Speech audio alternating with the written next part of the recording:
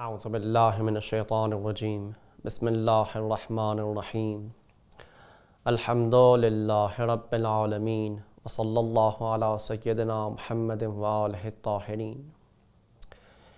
علم حضوری کے حوالے سے ہماری گفتگو جاری تھی اور یہ بیان ہو چکا کہ علم حضوری ایک ایسا علم ہے کہ جس میں عالم اور معلوم کے درمیان کسی قسم کی کوئی چیز، کوئی امیج، کوئی تصویر واسطہ نہیں بن رہی ہوتی، اور عالم معلوم کو پا رہا ہوتا ہے بالکل جس طرح کہ معلوم ہے، اور عالم کے معلوم کو پانے میں کسی قسم کا خطا کا کوئی چانس نہیں۔ کسی زمانے میں ایک واقعہ نقل کیا جاتا ہے کہ حبنقہ نام کی کوئی شخص تھا کہ جو کم عقل تھا، کم خرد تھا۔ وہ اس لیے کہ اپنے آپ کو گم نہ کرے، اپنے گردن میں ایک بیل، ایک گھنٹی ڈال کے گھوما کرتا تھا کہ جس کے گردن پہ ایک گھنٹی ہو وہ میں ہوں۔ اپنے گردن میں گھنٹی ڈال کے گھوما کرتا تھا کہ اپنا آپ گم نہ کرے۔ ایک رات وہ سویا، اس کے دوست نے اٹھا کے اس گھنٹی کو اٹھا کے اپنے گردن میں ڈال دی۔ حبنقہ جب کل اس کے اگلے دن صبح اٹھ کے دیکھا اس نے کہ گھنٹی تو اس کے گردن میں ہے، تو پھر اس سے مخاطب ہو کر کہا کہ اگر تم میں ہو تو پھر میں کون ہوں؟ تو وہ اپنے بارے میں ہی شک کرنے لگ گیا، جبکہ انسان کا سب سے ابتدائی علم حضوری یہ ہے کہ انسان علم حضوری کے ذریعے اپنے آپ کو پا رہا ہوتا ہے کہ میں ہوں اور میں یہی ہوں جس کو میں پا رہا ہوں۔ اور بیسیکلی علم حضوری میں کسی قسم کے خطا کا کوئی چانس نہیں ہے۔ وہ کیوں؟ وہ اس وجہ سے کہ اس میں عالم اور معلوم کے درمیان، وہ جو صاحب علم ہے اور جس چیز کو جانا جا رہا ہے، ان دو کے درمیان کوئی واسطہ نہیں ہے۔ جب کوئی چیز کو میں بغیر واسطے کے اپنے پاس پا لوں تو بس اس کو جس طرح ہے پایا ہے، بغیر کسی قسم کے خطا کے۔ خطا کہاں پر ہوتا ہے؟ خطا وہاں پر ہوتا ہے جہاں پر کوئی چیز واسطہ بن رہی ہو اور معلوم ایگزیکٹلی ہمارے پاس حاضر نہ ہو، اور معلوم کی ایک تصویر اور پکچر ہمارے پاس حاضر ہو، تب ہمارا علم معلوم کے بارے میں اس پکچر اور تصویر کے ذریعے ہوگا۔ اس پکچر اور تصویر، کیونکہ خود وہ پکچر اور تصویر ہمارے پاس حاضر ہے، اس میں کوئی غلطی نہیں کریں گے کہ چلو یہ تو ہے ہمارے پاس حاضر، یہ تصویر تو ہمارے پاس حاضر ہے، لیکن یہ تصویر کس کو دکھلا رہی ہے؟ ہو سکتا ہے اس تصویر کے دکھلانے میں وہ تصویر غلطی کر بیٹھے، بالکل جس طرح ہوائی جہاز کو ہم آسمان میں دیکھتے ہیں اور ہمیں چھوٹا سا نظر آتا ہے، جبکہ وہ ہوائی جہاز اتنا چھوٹا سا نہیں ہے، اسے ہم چھوٹا سا دیکھ رہے ہیں۔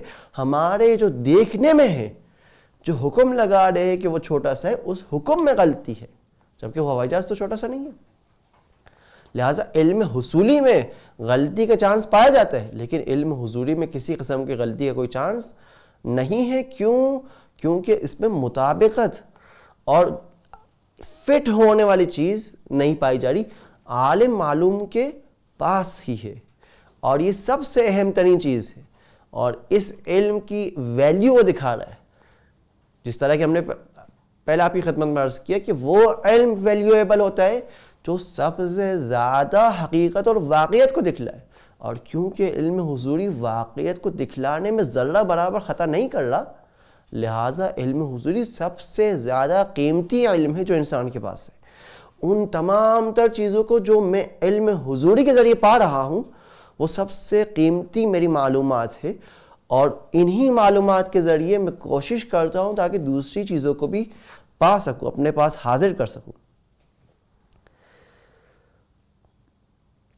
لیکن جہاں پر کوئی چیز واسطہ بن رہی ہو، وہاں پر یہی سوال ہمیشہ باقی رہے گا کہ وہ چیز جو واسطہ بن رہی ہے، وہ تصویر، وہ امیج، کیا درست اور دقیق اور صحیح طریقے سے ہمیں معلوم کی نشاندہی کر رہی ہے یا نہیں؟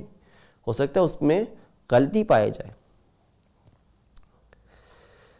لہٰذا علم حضوری میں یہ مطابقت والی چیز، یہ عالم کا معلوم کے درمیان ہم دیکھیں کہ فٹ ہو رہا ہے، کہ بالکل ایگزیکٹلی اسی کی چیز کو دکھا رہا ہے، یہ ایشو ہی نہیں ہے ہمارے پاس۔ اور جب ایشو ہی نہیں تو اس کا مطلب خطا کا کوئی چانس بھی نہیں پایا جا رہا۔ اور یہ ہے ایپسٹمولوجی میں علم حضوری کی حیثیت، کہ ایپسٹمولوجی کے علم میں علم حضوری سب سے زیادہ قیمتی علم ہے. لیکن بعض نے آ کر اسی علم حضوری پر بھی اشکالات کرنا شروع کر دیے. مثال کے طور پر ایک نے اشکال کر دی کہ ٹھیک ہے چل آپ کہہ رہے کہ علم حضوری انسان کا اپنے بارے میں ہے، لیکن انسان کا اپنے بارے میں علم حضوری کے ہونے کے باوجود بھی انسان اپنے آپ کو نہیں پہچان پا رہا، انسانیت کو نہیں پہچان پا رہا، اپنے اندر موجود صفات کو نہیں پہچان پا رہا، تو یہ علم حضوری کا کیا فائدہ؟ تو جس طرح ہم نے پہلا بھی خدمت میں عرض کر چکے ہم کہ اس کا جواب یہ ہوگا کہ ٹھیک ہے علم حضوری سے انسان یہ تو پا رہا ہوتا ہے کہ میں اپنے آپ کو پا رہا ہوں، میں موجود ہوں، میں اس کائنات میں ہوں، اتنا تو پا رہا ہوتا ہے. لیکن یہ بھی آپ کی خدمت میں عرض ہو چکا کہ علم حضوری کے لیولز ہیں، مراتب ہیں. جو جتنا علم حضوری کے اعلیٰ رتبے پر ہوگا وہ اتنا ہی زیادہ اپنے بارے میں جان پائے گا، وہ اتنا ہی زیادہ اپنی صفات کے بارے میں جان پائے گا، وہ اتنا ہی زیادہ اپنی انسانیت کے بارے میں جان پائے گا، وہ اتنا ہی اپنے بارے میں معرفت نفس رکھے گا.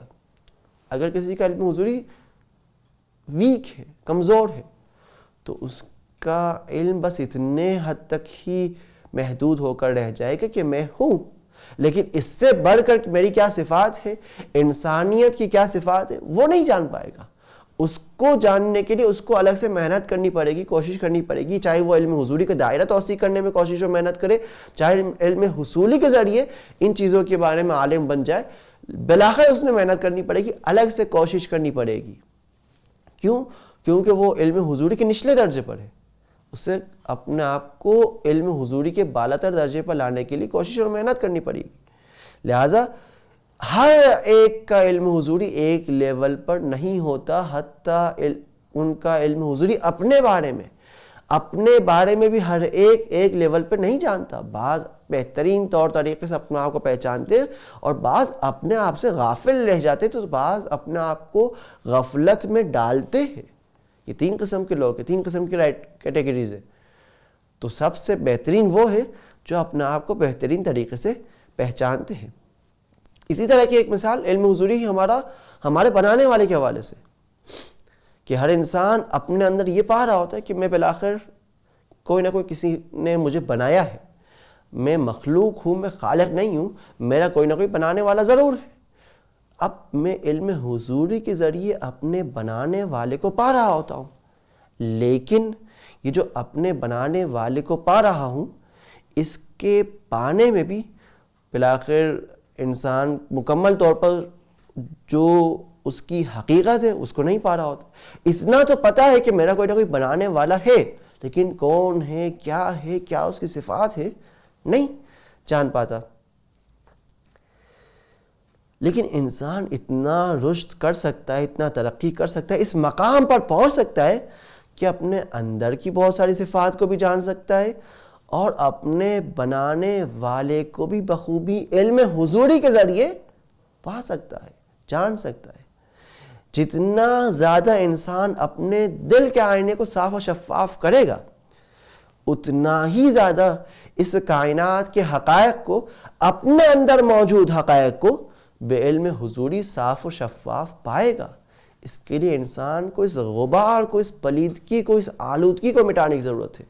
اپنی انسانیت کے دل کے آئینے کو، اپنے آپ کو صاف و شفاف کرنے کی ضرورت ہے. جتنا یہ انسان کے دل کا آئینہ صاف و شفاف ہوگا، اتنا ہی زیادہ اس دل کے آئینے میں اس کائنات کے حقائق زیادہ روشن، واضح طور پر نظر آنے شروع ہو جائیں گے. لہٰذا ہمیں یہ کوشش کرنی چاہیے اپنے آپ کو آلودگیوں سے بچائے، پلیدگیوں سے بچائے، گناہ کی اس گندگی سے بچائے، تاکہ ہمارا دل بھی صاف و شفاف ہو جائے، ہم بھی اس کائنات کے اندر موجود اسرار و رموز کا مشاہدہ کر سکیں. خداوند متعال سے دعا ہے کہ خداوند متعال ہمیں یہ توفیق عنایت فرمائے کہ ہم بھی اپنے اس دل کے آئینے کو صاف و شفاف برقرار رکھ سکیں. وفقنا اللہ و ایاکم انشاءاللہ. والسلام علیکم ورحمۃ اللہ وبرکاتہ.